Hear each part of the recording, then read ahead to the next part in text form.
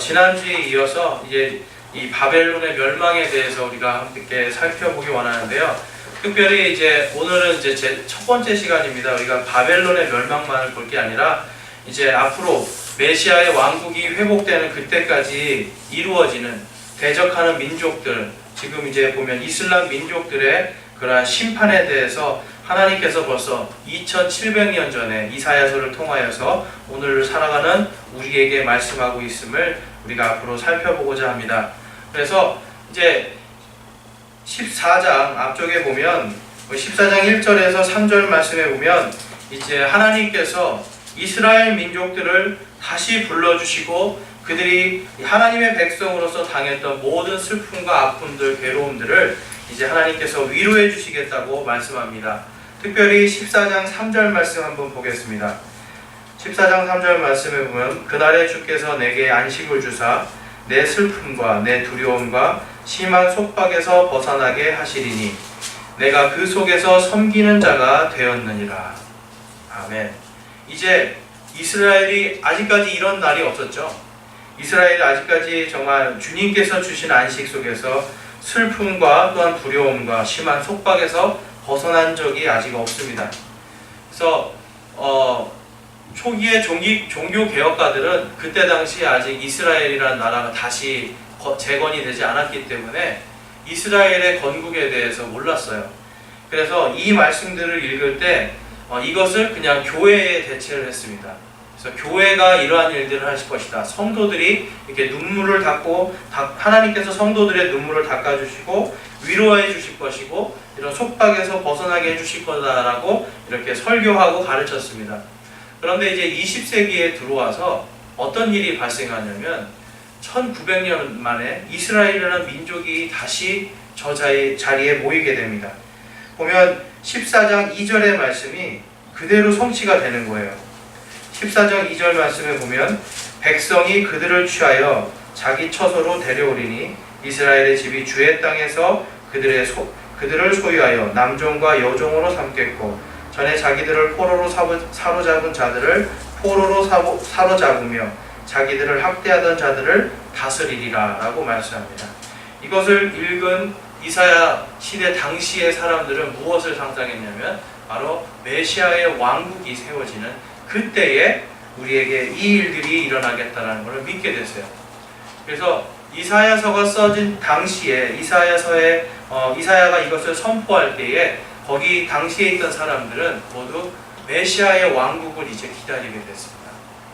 그러니까 성경에서 그 앞전에 창세기에서부터 메시아의 왕국에 대한 부분을 계속 하나님께서 말씀해 주셨는데 이사야서에 와서 굉장히 구체적으로 이제 말씀을 해 주시는 거예요. 그래서 14절에서부터 23절까지는 그들을 대적하던 민족들이 어떻게 심판을 받을지, 하나님께서 그들을 어떻게 심판하실지에 대한 것들이 아주 소상하게 민족들마다 써져 있는 것을 우리가 볼 수가 있습니다. 그래서 이 이사야 당시에 우리가 볼 수 있는 것은 뭐냐면 첫 번째로 이 바벨론 제국에 대해서 하나님께서 먼저 언급을 하시는 걸 볼 수가 있어요. 그러니까 우리가 이전에 앞에서 배운 거는 아시리아 왕국이 이제 바벨론에 의해서 멸망할 거다 말씀하셨죠. 그리고 이제 이번에는 그 아시리아 왕국을 멸망시켰던 바빌론 제국이 멸망하는데 여기에서는 저희가 지난주에 말씀드린 것처럼 육적인 바벨론, 실질적인 바빌론 그 도시국가가 멸망하는 것과 함께 앞으로 예수께서 오시는 그때에 이루어질 예수님께서 오시기 전에 바로 천년왕국이 이루어지기 전에 일어날 그 영적인 바벨론 제국의 멸망까지도 같이 지금 말씀하고 있습니다. 그래서 지난주에 제가 드린 이 유인물에 보면 없으시면 상관없습니다. 보면 이제 이런 육적인 바벨론에 대해서 제가 설명을 해드렸어요. 엄청난 규모의 이런 건물들이 있었고 그 바빌론이라고 하는 도시에 바벨탑이 있었고 그 바벨탑을 통해서 이제 전 세계에 사람들이 언어가 혼잡해지면서 흩어졌던 모습들을 이제 볼 수가 있습니다. 이처럼 바벨이라는 도시는 인간들이 처음으로 하나님께 이제 대적하는 그러한 지역에 그러한 어떤 사상에 중심이고 또한 그러한 상징이 되어버렸습니다. 그래서 보면은 이 바벨탑이란 그 바벨론을 다스렸던 그 당시의 왕, 그 바빌론을 다스렸던 그 왕, 니므롯 시대부터 이루어진 고대 바빌론 제국의 그 사탄 숭배의 사상이 이제는 새롭게 이 이사야 당시에 있었던 신바벨론 시대에도 똑같이 사탄 숭배의 그 사상들이 그대로 내려와서 하나님께서 가장 가장스러워하는 그 사탄 숭배의 사상을 이제 치시겠다고 약속하는 거예요. 그래서 에스겔서에서는 이제 두로의 왕이 사탄을 이제 대표하는 에스겔서에서는 그 두로의 왕이 나타나고요. 그 다음에 이사야서에서는 바로 이 바빌론 왕이 사탄을 상징하는 사탄의 상징으로서 나타납니다. 자, 그렇다면 이 바빌론과 두로라고 하는 이 두 나라가 과연 왜 멸망해야지만 되는지, 왜 하나님께서 그들을 사탄을 멸망시키는 거에 비유로 사용하셨는지를 오늘 말씀을 통해서 한번 살펴보고자 합니다. 그래서 이사야서 14장 4절 말씀에 보면 이 바빌론 왕에 대해서 하나님께서 이제 이야기합니다. 그때 너는 바빌론 왕에 대하여 이 격언을 지어 이르기를 학대하던 자가 어찌 없어졌는가, 황금의 도시가 어찌 없어졌는가 하라. 아직 이때는 바빌론 왕국이 무너지지 않았을 때인데 그 황금 도시가 왜 없어졌는지, 그렇게 강력한 통치자가 왜 없어졌는지에 대해서 이렇게 선포하라라고 이야기하시는 거예요. 근데 여기까지 봤을 때 이게 그냥 육적인 바벨론이겠지라고 우리가 생각할 수가 있는데, 그 이어서 12절에 보면 오 아침의 아들 루시퍼야, 내가 어찌 하늘에서 떨어졌는가, 민족들을 약하게 만든 자야, 내가 어찌 끊어져 땅으로 떨어졌는가 라고 이야기하면서 바로 이 바빌론 왕이 누구라고요? 아침의 아들 루시퍼라고 이야기합니다. 예, 루시퍼라는 제가 한 몇 주 전에 저희 그 주일 저녁 예배 때 사탄에 대해서 제가 한번 설교로 말씀을 드렸는데요. 이 사탄에 대해서 이제 설교하면서 제가 루시퍼의 이름에 대해서도 말씀을 드렸습니다. 그래서 루시퍼라는 이름은 뭐냐면 빛을 나르는 자라는 뜻이고요. 이 루시퍼라는 이름이 이제 킹제임스 성경 외에 다른 성경들은 전부 다 뭐라고 이제 번역이 됐냐면 계명성, 영어로는 모닝스타라고 이게 됐어요. 그러니까 이 루시퍼라는 단어는 뭐냐면 쉽게 말해서 이런 겁니다. 제 이름이 김명중이잖아요. 김명중을 한자어로 풀면 어떻게 되죠? 쇠금이니까 쇠, 그리고 밝을명 가운데 중이에요. 그러니까 어떻게 해석하느냐에 따라 다른데 그냥 뭐 빛 가운데 있는 쇳덩어리 뭐 이렇게도 볼 수가 있어요. 근데 누군가가 저를 빛 가운데 있는 쇳덩어리라고 부르면 이상하잖아요. 근데 고유명사로서 쟤는 김명중이야 이렇게 부르잖아요. 이 라틴어로 이 모닝스타, 아침 샛별을 루시퍼라고 썼거든요. 그래서 이거는 이름이기 때문에 그걸 풀지 않고 그냥 그대로 루시퍼라고 이 영어 번역자들은 썼습니다.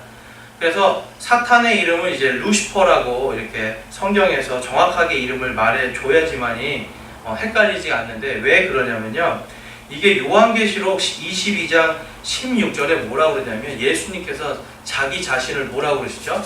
샛별이라고 하세요. 우리 한번 요한계시록 22장 16절로 가보겠습니다. 요한계시록 22장 16절에 가면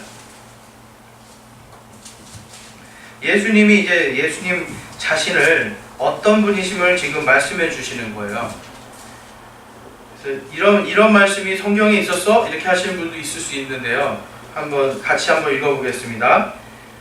나 예수는 내 천사를 보내어 교회들 안에서 이것들을 너희에게 증언하게 하였노라. 이는 다윗의 뿌리요 후손이요 빛나는 새벽별이라 하시더라. 이 말씀 때문에 지금 예수님이 뭐라고 하시죠? 스스로를 나는 모닝스타, 빛나는 새벽별이다 이렇게 말씀하시는 거예요. 그런데 지금 이사야서 14장 12절에 있는 지금 사탄의 이름을 빛나는 새벽별이라고 해버리면 계명성이라고 그러면 지금 어떤 일이 발생하게 되는 거죠? 예수님이 타락을 해서 예수님이 타락한 사탄이라고 하는 그런 개념이 나와요. 그래서 실제로 이 말씀 때문에, 이 잘못된 번역 때문에 미국에서 지금 모닝스타를 숭배하는, 사탄을 숭배하는 사탄교가 생겼어요. 그러니까 이 이름 하나를 잘못 지은 것 때문에 지금 사람들이 사탄이 예수님이다 하고서는 거기다 경배하는 일이 발생한 거예요. 그래서 우리가 이제 이 사탄의 이름을 루시퍼라고 정확히 아시면 좋겠고요. 계명성이라는 것은 계명성은 예수 그리스도십니다. 그러니까 여러분들께서 번역상에 이런 오류들이 있었다라는 거 잘 아시면 좋겠고요. 그래서 이 당시에 지금 이 바빌론이라는 나라, 그리고 그 옆에 메데 페르시아라는 나라, 그런 나라들의 전체적으로 퍼져 있었던 사상이 뭐냐면 바로 이 사탄을 숭배하는, 태양을 숭배하는 태양 숭배 사상이었어요. 그러니까 태양을 숭배하는데 아까 제가 사탄의 이름의 뜻이 뭐라고 그랬죠? 루시퍼의 이름이 빛을 나르는 자예요. 빛을 나르는 자. 그러니까 사탄은 항상 뭐로 가장해서 오냐면 광명의 천사, 빛을 가장해서 와요. 예수님께서 우리의 빛이시잖아요. 그러니까 사탄도 짝퉁빛, 가짜 빛으로 오는 거예요. 그래서 그러한 가짜 빛을 비추는 그러한 사상들이 이제 온 세계를 지금 점점 덮고 있습니다. 그것을 무엇이라고 하냐면 지금 말하는, 요즘 시대에 말하는 뉴 에이지라는 사상이 있어요. 자, 뉴 에이지라는 거 들어보신 분 한번 손 들어보세요. 뉴 에이지. 네. 들어보신 분도 있고 못 들어보신 분들도 있는데, 사실 뉴 에이지라는 거를 명확하게 뭐라고 말씀을 드릴 수는 없는데, 한마디로 말하면 뉴 에이지는 뭐냐면 인간이 스스로 자기의 힘으로 파라다이스, 그러니까 낙원을 만들 수 있다는 사상이에요. 그래서 우리 지난주에 배운 것처럼 뭐죠? 하나님은 한 분이신데 그분에게 갈 수 있는 길은 수백 가지가 될 수 있다라고 이야기를 하죠. 그러면서 참선이나 어떤 돌을 닦는 거 이런 것들을 하는데요. 요즘에 특별히 인도라는 나라가 갑자기 돈이 많아지고 강해지기 시작하면서 인도의 문화를 통해서 전 세계로 지금 이 뉴에이지 사상이 퍼져나가고 있습니다. 그래서 여러분들 이제 길거리 가면 요즘에 굉장히 많이 생기는 게 뭐죠?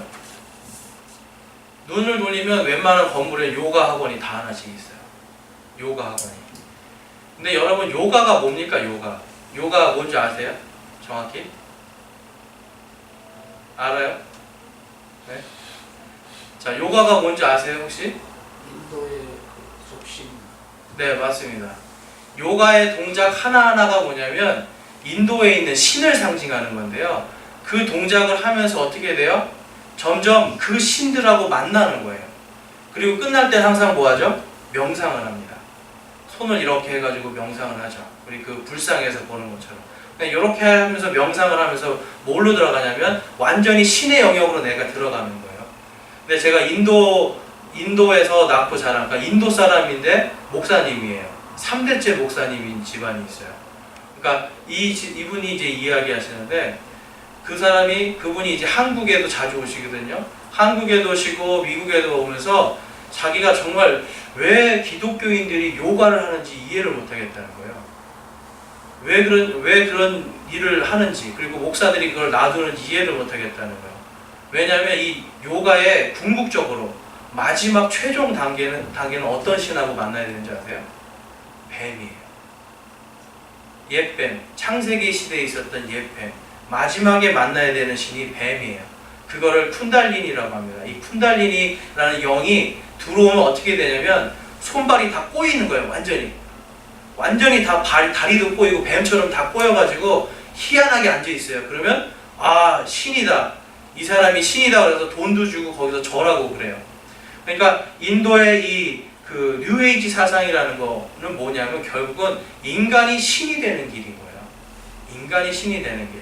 이 힌두교에서 힌두교로 개혁하고 나온 사람이 누구죠? 바로 부처예요. 부처도 마찬가지로 뭐죠? 해탈을 통해서 자기가 어떤 끝없는 수양을 통해서 자기가 신이 되는, 자기가 부처가 되는, 신이 되는 그걸로 가는 거죠. 그래서 오늘날에는 좀 이런 것들이 많이 퍼지기 시작하니까 기독교인들이 이제 불교에 그 절에 가서 템플 스테이라는 거 들어보셨어요? 절에 가서 이제 마음을 수련하고 거기 가서 채소를 먹고 이제 이런 것들을 하죠. 그러니까 지금 시대에 지금 너무나도 빠른 속도로 이런 요가, 그 다음에 명상, 그리고 최면술, 그리고 이런 극단적인 채식주의들, 이런 것들이 다 뉴에이지 사상에서 나오는데, 뉴에이지에서 가장 강조하는 게 뭐죠 지금? 이 사람들이 치고 들어오는 게 뭐냐면 바로 건강이에요, 여러분. 웰빙이라고 하죠. 건강한 거를 앞세워가지고 건강해지려면 이렇게 하십시오, 건강해지려면 이렇게 해주십시오, 하십시오라고 하면서 이런 요가라든지 명상이라든지 이런 거를 막 들이대는 거예요. 현대인들이 너무 바쁘고 스트레스가 많다 보니까 이러한 것들을 통해서 어떻게 순간적으로 편안함을 느끼거든요. 그러니까 여기에 빠져 들어가는 겁니다. 그래서 그러한 것들이 이제 근데 재밌는 게 뭐냐면 인도에서 마지막 그 뱀에게 가는 그 아주 그 마지막 단계는 뭐냐면 아주 극도의 쾌락주의에 빠져요. 성적인 방종과 쾌락으로 빠져버립니다. 그러니까 뱀이 하는 일이 뭐가 있겠어요? 결국은 그쪽으로 가는 거예요. 그러다 보니까 이 마지막에 인도 사람들은 굉장히 성적으로 많이 문란한 편입니다. 특히 종교성이 강해지면 강해질수록 성적으로 문란해지는데요. 뉴에이지 사상이 온 세상으로 돌아오면서 첫 번째 미디어들이 어떻게 돼요? 전부 다 성적인 게 굉장히 문란해지기 시작하죠. 그러니까 지금 뉴에이지 사상이 들어오면 인간이 더 아름답게 되고 더 편안한 시대로 가야 되는데 실상은 그렇지가 않다는 거예요. 굉장히 음란한 시대로 가고 있다는 겁니다. 개신교에서도 마찬가지로 관상기도라는 것을 했습니다. 한동안. 요즘에도 하시는 분들이 있고 그거에 굉장히 그걸 이끌었던 우리나라의 유명한 목사님이 있죠. 이동원 목사님이라고. 근데 그분이 회개를 했어요. 자기가 잘못했다고 이거. 그런데도 불구하고 아직도 그분을 따르던 분들은 계속해서 관상기도를 합니다. 관상기도 뭔지 아세요?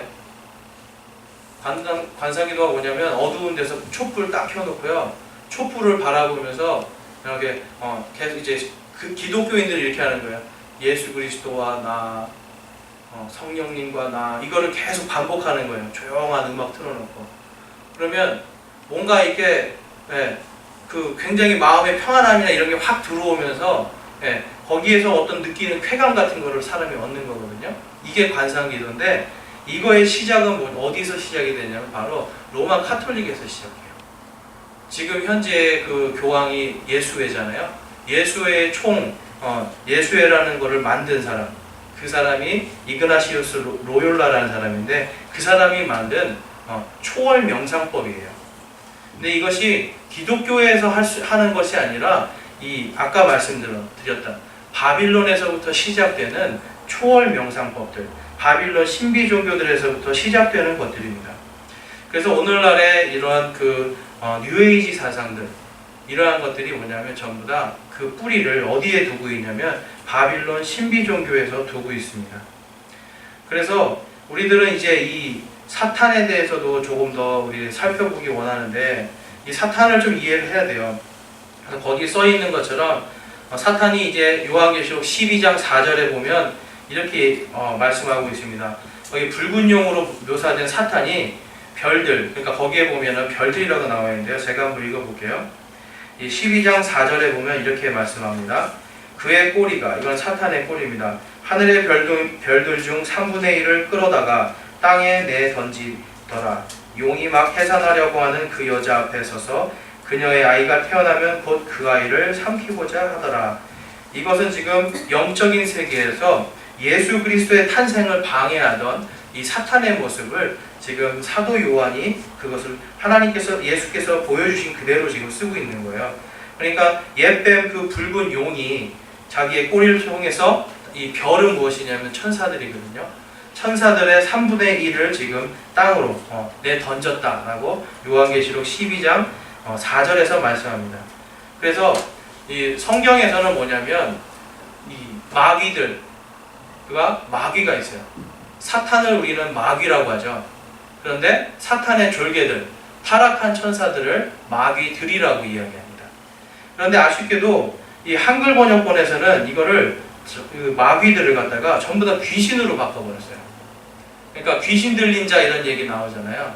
근데 영어로 가서 보면 전부 다 귀신이 아니라 evils 아니면 devil 이렇게 해가지고 뭐냐면 마귀라고 돼 있어요. 근데 당시에 한국 사람들의 정서에서는 마귀라는 개념이 너무 이제 희박하다 보니까 이걸 다 귀신으로 만들어 버렸어요. 당시에 이제 유교 문화도 한몫을 했죠.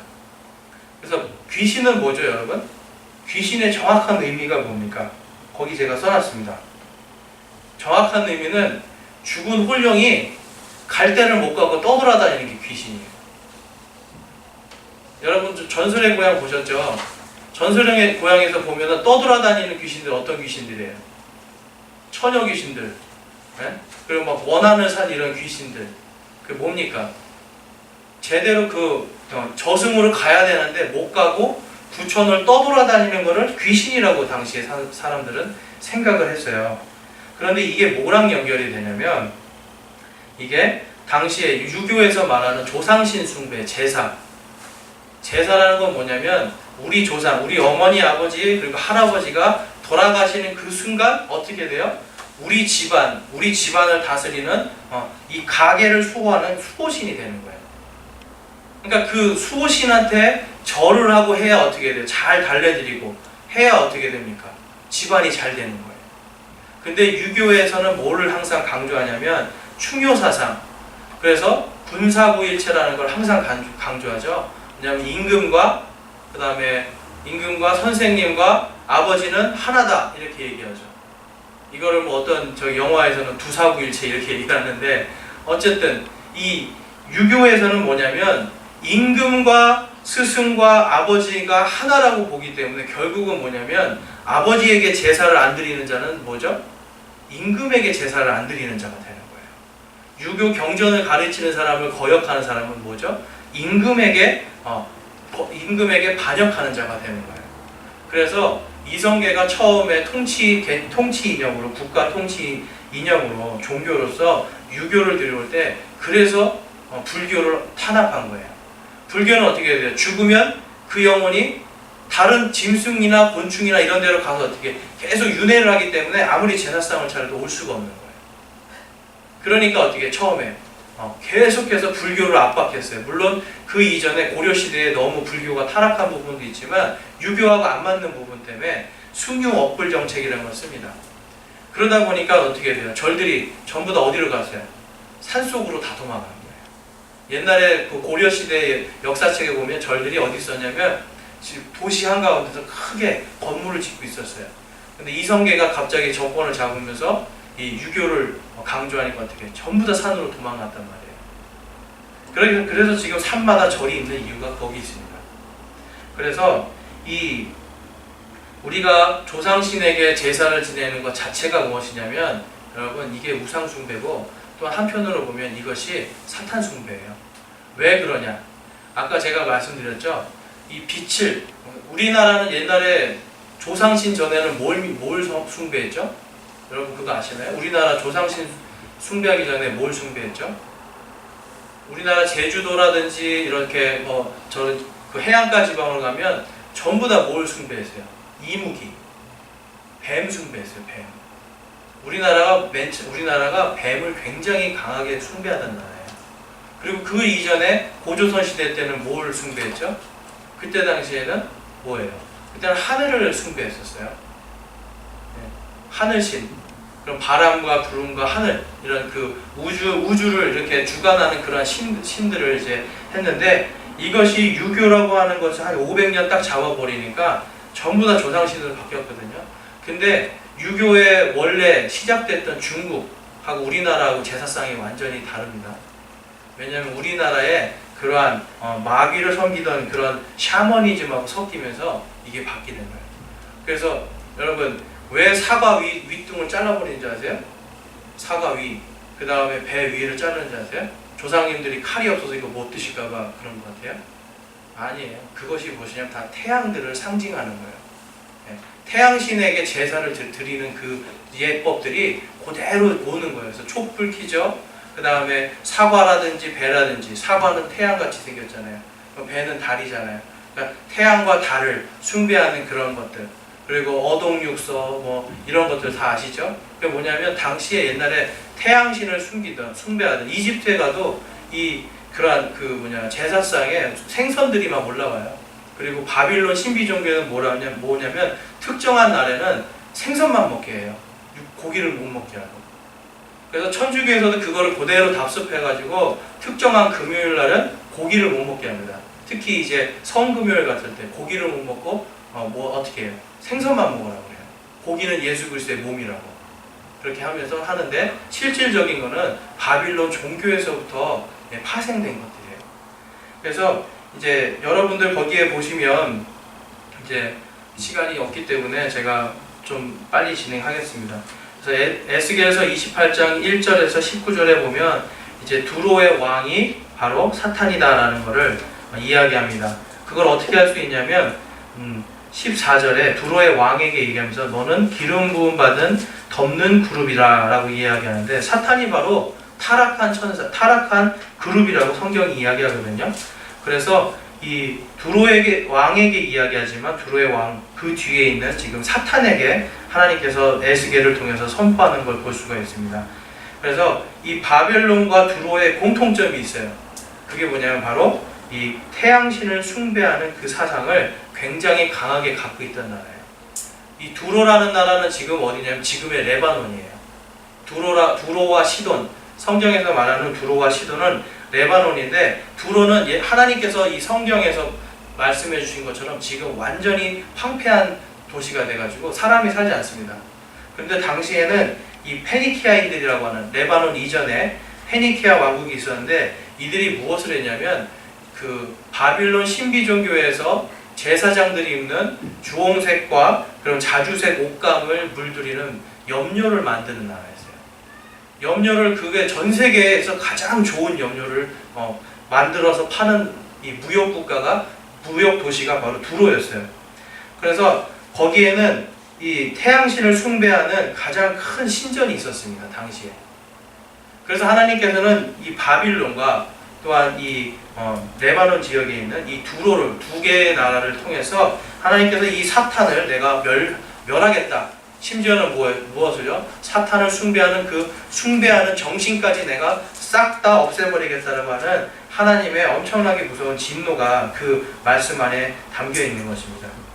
그래서 창세기 8장에서 보면 창세기 10장 8절에 보면 이 니무롯이라는 사람이 나오죠. 제가 가끔씩 계속 얘기합니다. 이 바빌론 신비 종교에서 제일 첫 번째 된 사람이 니무롯인데 니무롯이 이제 나중에 어떻게 되냐면 이 사람이 이제 죽습니다. 죽고 그 안에 세미라미스라는 사람이 있는데 남편이 죽었는데 애를 가진 거예요. 그리고 애를 낳았어요. 그러면서 뭐라고 했냐면 남편이 환생을 해서 내 아들로 태어났다. 이제 이 얘기를 하면서 세상의 종교들이 환생이라고 하는 이런 종교 체계가 생겨나는 거예요. 그리고 나서는 그 아들을 다시 아들과 결혼을 합니다. 그래서 나는 태양신과 결혼을 했고 태양신의 어미인 하늘의 여왕이라고 스스로를 얘기해요. 하늘의 여왕. 근데 이 하늘의 여왕 사상이 무엇으로 이제 넘어가냐면 그 다음에는 이제 그리스, 이집트, 그 다음에 가나안 그 지역들, 바빌론 이런 쪽으로 넘어가면서 이름이 바뀌기 시작하는 거예요. 근데 우리가 잘 아는 바알신, 여러분 거기에 보면 그림이 그려져 있죠? 그 뒷장에 한번 보세요. 그 뒷장에 보면 맨 위에 있는 게 바알신의 신상의 그림입니다. 좀 작아서 안 보이는데 소잖아요, 소. 그쵸? 소한테 지금 뭘 바치는 거냐면 자기 아들을 바치는 거예요. 이렇게. 당시에 불로 아들들을 불 가운데로 지나가게 해서 번제를 드렸어요. 이 소한테. 자, 힌두교에서 가장 지금 숭배하는 게 뭐죠? 소예요. 소. 그런데 제가 미국에서 월스트리트라는 데 가봤거든요. 그 세계 모든 돈과 모든 것들이 다 모이는 월스트리트의 상징물이 뭐죠? 황소예요. 황소. 여러분 그걸 한번 잘 생각해 보세요. 그래서 이 바벨론이라고 하는 이 곳에서 시작된 이 니무롯과 세미라미스 그리고 담무스라고 하는 요 체계가 전 세계의 모든 종교로 이제 다 흩어지기 시작합니다. 그래서 바빌론 신비 종교는요 결국은 뭐냐면 태양신을 섬기는 건데 아들과 그 다음에 어미 그 모자 숭배 사상이 항상 따라다닙니다. 근데 제가 지난주에 말했는데 한번 주일날이죠 예배 때 한번 설교했는데 처음 들었다는 분들이 계셔서 제가 설명을 해드리는데 바로 이 담무스 태양의 신이 태어난 날이 바로 12월 25일입니다. 그래서 가톨릭이 이 어거스틴이라는 사람이 마니교에 있었어요. 마니교가 뭐냐면 기독교하고 유대교하고 기독교 다 짬뽕 시켜놓은 그 종교예요. 그래서 이 사람이 거기에 있었던 걸 그대로 전부 다 태양신 숭배하는 걸 갖다가 그대로 뭐냐면 가톨릭 안으로 들어서 모든 가톨릭의 그 예전들을 다 만들어내요. 그러니까 가톨릭에서 하는 모든 예배, 미사에서 하는 행위들은 거기서 보면 여러분 미사 가보셨어요? 이렇게 동그란 빵을 이렇게 들어가지고 이렇게 그 신부가 축복을 하면 이게 예수님의 진짜 살이 된다고 믿잖아요. 그리고 포도주를 들어서 축복을 하면 진짜 예수님 피가 된다고 생각을 하잖아요. 이런 개념이 뭐냐면 전부 다 바빌론 신비 종교에서 특별히 동그란 이런 월병 같은 걸 드는 것, 이런 것이 뭐냐면 바로 태양 숭배를 할 때 첫 번째 하는 의식이에요. 그러니까 그러한 것들이 그대로 이제 가톨릭으로 들어가다 보니까 그래서 그들이 어떻게 합니까? 12월 25일을 예수님의 생일로 딱 정해버리는 거예요. 그런데 더 재밌는 건 뭐냐면 담무스의 나무라는 게 그 당시에 있었어요. 이게 뭐냐면 담무스를 기념해가지고 상록수라고 하죠. 늘 푸른 나무를 항상 세우는 거예요. 잘라가지고 집에 세우고, 그래서 거기서 이 담무스를 숭배합니다. 태양신. 그러니까 12월 25일은 약간 추울 때고 우기인데 그때에 태양신에게 이것을 절함으로 인해서 그 다음 해에 풍요와 다산을 기약하는 거예요. 그래서 크리스마스 트리의 원조는 담무스에 나옵니다. 그래서 그거 크리스마스 트리 자체를 뭐 이렇게 꼭 우리가 우상으로 지금 쓰고 있진 않지만 원조는 바로 담무스의 나무에서 온다라고 생각하시면 돼요. 우리나라에도 똑같은 그 의식이 있더라고요. 제가 지금 이름이 잘 기억이 안 나는데 바로 어떤 그 한 해의 축복과 한 해의 그 농사의 풍년을 위해서 나무를 잘라가지고 세워서 집안에서 그걸 세워가지고 그것에 이제 절을 하고 그 구슬하고 하는 그런 의식이 있었어요, 우리나라에도. 그래서 그러한 것들이 뭐냐면 전부 다 바벨론 신비 종교에서 온 겁니다. 그 다음에 그 밑에 보시면 이제 그 바알 사진 밑에 보면 여자가 있죠. 머리 위에 태양을 얹고 있는 이 사람이 바로 이시스라고 합니다. 이시스. 바빌론 종교에서는 이거를 이슈타르라고 해서 이게 이스터라고 하는 이스터데이. 이스터데이가 뭐죠? 부활절이에요. 이 이시스를 기념하는 날이 바로 이 춘분 양력 3월 21일 날부터 그 뒤로 첫 번째 보름이 뜨는 날, 보름이 뜨는 그 주에 첫 번째 일요일에, 아주 복잡하죠. 근데 이때가 바로 이스터데이예요. 이게 언제 나오냐면 이것이 사도행전 12장 4절에 나옵니다. 한번 찾아가 보겠습니다. 사도행전 12장 4절 말씀. 여러분들이 실제로 보셔야 이런 게 진짜 있었구나 하는 걸 아실 수가 있어요. 자, 12장 4절 말씀. 이제 한 번도 안 읽어보신 분들을 위해서 한번 다 같이 읽어보겠습니다. 시작. 그가 그를 붙잡아 감옥에 가두고 군사가 내식인 내 소대에게 맡겨 지키게 하였으니 이것은 이스터가 지난 뒤에 그를 백성에게로 끌어내려 함이더라 라고 얘기합니다. 근데 이게 지금 킹제임스 성경 말고 다른 성경은 전부 다 이거를 이스터라고 번역을 하지 않고 이걸 전부 다 6월절로 번역을 해놨어요. 그런데 이게 6월절이 될 수 없는 이유가 뭐냐면 그 위에 3절에 보면 가로에 이렇게 써있죠. 그때는 무교절 기간이더라 라고 이야기합니다. 무교절은 언제냐면 바로 6월절 다음 날부터가 무교절이에요. 그러니까 이스터라고 하면 이방신의 명절이잖아요. 그 명절이 오기 전에 죽이는 게 맞는 말이죠. 그런데 6월절이라고 하면 시기가 서로 안 맞아 버리는 거예요. 그래서 지금 번역본들이 이제 그렇게 잘못된 부분들이 있어서 성경이 믿을 수 없다라고 하는 사람들이 꽤 많습니다. 여러분들이 이거는 6월절이지만 그거는 여러분 이제 한글 성경이나 개역 한글 이런 데는 6월절로 써 있고요. 이제 영어 성경에도 NIV나 다른 버전들에서는 전부 다 패스오버라고 해서 6월절로 써 있어요. 근데 실질적으로 그리스어로 가면 이스터라고 써 있습니다. 그래서 여러분들이 그거는 잘못된 번역이다 생각을 하시고, 그래서 이 이스터데이 때 지금 누구를 죽이려고 하는 거죠? 베드로를 죽이려는 거예요. 왜냐면 이교도들을 기쁘게 하기 위해서. 이교도들이 지금 이때 당시에 베드로가 자꾸 예수님 부활하셨다고 하고 다니니까 이 태양신의 종교에서는 부활하는 건 누가 부활하냐면 태양신이 부활하는 거거든요. 네. 그러니까 이들에게는, 그리고 인간의 육신이라는 게 별로 중요하지 않았어요. 이원론이기 때문에 이 사람들은 무조건 영적인 세계만 바라던 사람들인데 갑자기 부활한다고 막 이러니까 이 사람들이 별로 좋지 않았어요. 그래서 유대인들하고 합세해가지고 이교도들까지 다 합세해서 베드로를 죽이려고 했는데요. 재밌죠? 여기 보면 베드로 한 사람 죽이려고 하는데 지금 군대가 엄청나게 동원이 돼 있어요. 그렇죠? 그만큼 지금 보면 군사가 4식인 4소대, 그러니까 16명이 한 명을 지키는 거예요.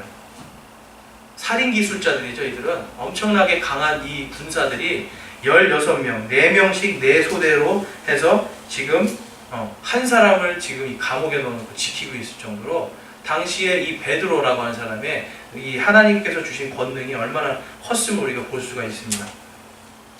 그래서 다시 돌아와서 이 이스터데이는 뭐냐면 아까 봤던 그 이시스, 뭐냐면 달의 여신입니다. 이 달의 여신을 기리는 날이에요. 그래서 이때 이 달의 여신을 기리는 때 뭐냐면 이 땅신인 토끼가 나와가지고 온 사방에 달걀을 낳습니다. 그 달걀을 어디다 낳는지 그거를 찾아다니기 위해서 아이들이 땅을 파기 시작하는 거예요. 그러니까 우리 농사 짓기 전에 땅 속구잖아요. 그런 의식이에요. 그래서 이것이 이제 무엇으로 발전이 되냐면 부활절 계란으로 발전이 되는 거예요. 그래서 여러분 부활절 계란에 대해서 뭐 무슨 병사가 죽었는데 뭐 이런 뭐 아름다운 얘기가 있는데요. 뭐 나중에 달걀을 줬는데 나중에 봤더니 아빠였다 뭐 이런 얘기가 있는데 그거는 그냥 만들어지는 얘기예요. 그거는 없는 얘기고 만들어진 얘기고 실질적인 건 뭐냐면 이스터에서 이 풍요와 다산을 상징하는 이 계란을 파내는 그 의식에서 바로 이 부활절 달걀이 시작됩니다. 실제로 중국에 가면 전혀 예수님을 모르는 사람들이 춘분에 되면 달걀을 이렇게 세우는 그 의식을 해요. 상에다가 쭉 놓고 달걀을 세워요. 그래서 달걀을 이렇게 잘 세우면 그 한 해에 풍년이 든다 이렇게 해요. 그러니까 춘분 때에 벌써 이 이교도 사상들에는 이 달걀이라는 것이 다 있었다라는 게 지금 오늘날도 볼 수가 있습니다. 그래서 이것이 언제 제정이 되냐면 기원 후 AD입니다. 예수님 돌아가신 이후에 태어나신 이후에 325년 니케아 공회라는 데에서 이 이스터데이를 부활절로 하자라고 하는 게 정식으로 통과가 돼요. 그러면서 이제 온 나라가 뭐냐면 온 세계가 부활절, 이교도들의 이 명절을 이 부활절로 지키는 이런 엄청난 사건이 발생합니다. 그래서 이때 이거를 반대했던 사람들은 다 죽임당하고 도망가고 이러한 일이 있었습니다. 그래서 이제 거기 보면 이제 이 바벨론 거기 한번 그림 한번 보실게요. 제가 이제 그림으로만 설명해 드릴게요. 거기 보면 자주색 옷 입은 여자가 황소를 타고 있죠. 그림 한번 조그만 그림 보시면 그 이시스 상 밑에 보면 자주색 옷 입은 여자가 황소를 타고 있어요. 이 여자의 이름이 뭐냐면 바로 이 제우스의 첩이에요. 제우스의 첩인 에우로페라는 여자입니다. 사람이에요. 제우스가 완전히 남봉꾼이거든요. 여자를 엄청 밝히는 신인데 그 제우스가 이 여자를 사랑해서 자기가 직접 제우스가 소가 돼가지고 이 여인이 어디 사람이냐면 아까 말한 두로 사람이에요. 그래서 자주색 옷을 입고 있죠. 자주색 염료. 그래서 이 여인을 태우고 어디로 가냐면 유럽으로 갑니다. 그래서 이 여인의 이름이 이제 에우로페인데요. 이거는 그리스어로 에우로페고 이것을 영어로 쓰면 유럽이 됩니다. 유럽이 되는 거예요. 그래서 지금 이 에우로페라는 이름 때문에 유럽이라는 이름이 생겨난 거예요. 그래서 그 밑에 보면 이게 지금 유로화에 그려져 있는 그림입니다. 유로화에 보면 지금 뭐 제우스를 상징하는 황소가 그려있고 그 위에 누가 앉아있죠? 에우로페가 앉아있는 거예요. 그리고 그 위에는 10개의 별이 지금 원래는 11개인데요. 10개의 별인데 머리를 하나 딱 살짝 가렸어요. 성경에서 보면 음녀가 머리에 10개의 별을 10개의 뿔을 달고 나온다고 나와 있거든요. 이것이 지금 유럽에서 쓰고 있는 지폐에 있는 그림이에요. 네. 그러니까 지금 바빌론의 이러한 영적인 그러한 사상들이 지금 이 시대에 하나씩 하나씩 드러나는 겁니다. 그래서 하나님께서 이것까지도 다 멸절해 버리시겠다는 것을 이사야서에서 말씀하는 거예요. 그 다음에 그 밑에 보면은 제가 지난주에 보여드렸던 바벨탑의 그 그림이 있죠. 그리고 그 오른쪽에 보면 이게 보면 유럽 연합 사무소입니다. 뭐를 기초로 만들었냐면 바로 바벨탑의 모양을 이거를 모델로 해서 만든 거예요.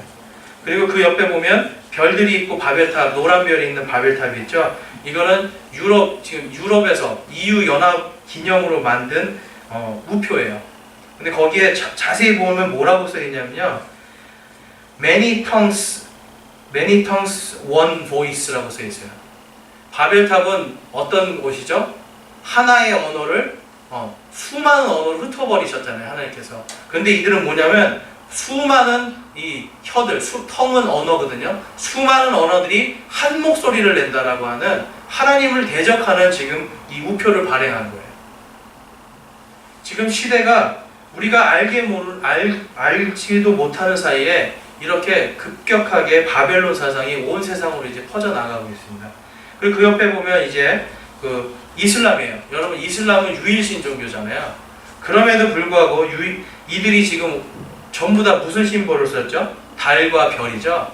달은 이시스를, 달은 아까 말한 여러분들이 잘 아는 이시스, 아니면 성경에 나오는 아스타롯, 아세라, 그리고 이 별이 바로 담무스예요.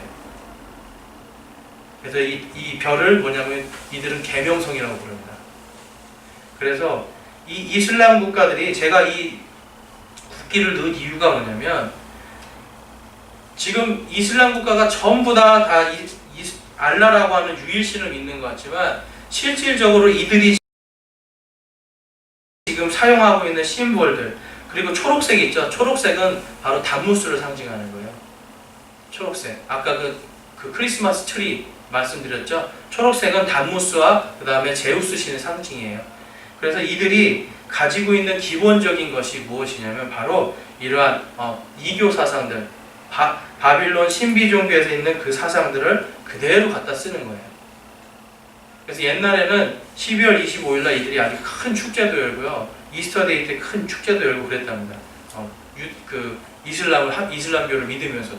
근데 지금 워낙 강력하게 해서 못하고 있는데, 어쨌든 그러하기 때문에 하나님께서 이 성경에서 13절에서 23절까지 이제 바빌론 신비 종교에 연관되어 있는 그러한 종교들을 그러한 국가들, 민족들을 다 멸절시키겠다. 마지막 때 하시는 거예요. 그리고 이들이 마지막에 어떻게 됩니까?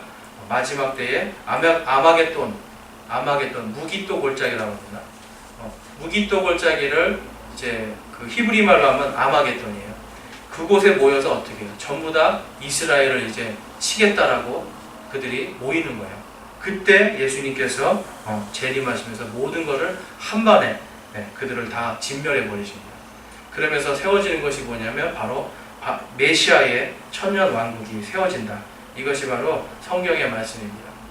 그래서 여러분들이 이것을 보면 알 수 있는 게 뭐냐면 인간이 어떤 짓을 하든 사탄이 어떤 짓을 하든지 간에 하나님께서 대언자들을 통해서 대언하신 그 모든 것들을 하나님의 시간표에서 이루시고 성취하신다는 거예요.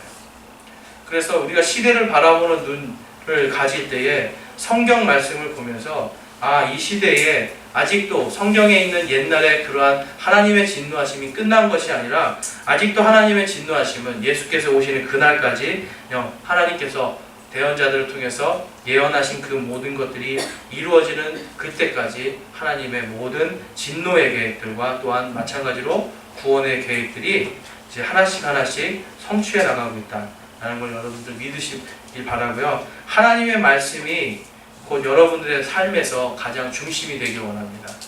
여러분들의 생각과 그리고 세상의 문화나 세상 사람들이 말하는 그런 거에 휩쓸려 가는 게 아니라 성경에서 하나님의 말씀이 뭐라고 말하는지를 여러분들이 분명히 깨닫고요. 그것을 더 깊이 연구하시면서 하나님의 뜻을 찾아서 세상 속에서 우리가 오늘 불렀던 찬양처럼 예수 그리스도의 그 분병들로서 지지 않고 끝까지 승리하는 저와 여러분이 되시기를 주님의 이름으로 축원합니다. 우리 이 시간